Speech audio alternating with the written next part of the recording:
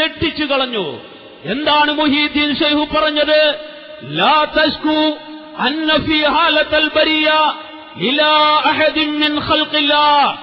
അല്ലാഹുവിന്റെ സൃഷ്ടികളിൽ നിന്നും ഒരാളോടും നിങ്ങളുടെ പ്രശ്നത്തെക്കുറിച്ച് ആവലാതി ബോധിപ്പിക്കരുത് കേട്ടോ. മാത്രമല്ല കൈഫ തഖൂലു ലാ ഇലാഹ ഇല്ലല്ലാഹ് വഫീ ഖൽബിക സമ്മിലാ. നിന്റെ ഹൃദയത്തിൽ 1000 വിഗ്രഹങ്ങളെ പ്രതിഷ്ഠിച്ചിട്ട് നിനക്കെങ്ങനെ ലാ ഇലാഹ ഇല്ലല്ലാഹ് പറയാൻ കഴിയുമെന്ന് മുഹീദ്ദീൻ അബ്ദുൽ ഖാദിർ ജീലാനി ചോദിക്കുന്നു. എന്നിട്ട് അദ്ദേഹം പറയുന്നു, ലാ യൻഫഉക തൗഹീദുൽ ലിസാൻ മഅ ശിർകുൽ ഖൽബ്.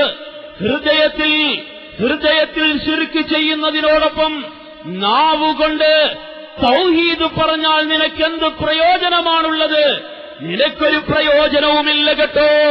അതുകൊണ്ട് ഇജ്അൽ ഖൽബക മസ്ജിദാ ലാ തദ്ഉ മഅല്ലാഹി അഹദാ. നിന്റെ ഹൃദയത്തെ ഒരു പള്ളിയാക്കണം കേട്ടോ. എങ്ങനെയുള്ള പള്ളി എന്നറിയുമോ?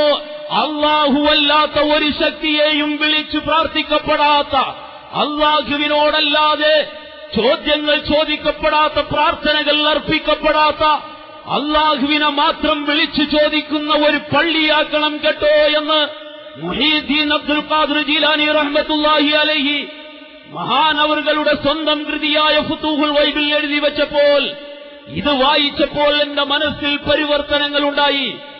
എങ്കിലും ഇതിനെക്കുറിച്ച് പല പണ്ഡിതന്മാരോടും ചോദിച്ചു. പലരും പറഞ്ഞു അത് തന്നെയാണ് ശരി എന്ന് പറഞ്ഞു.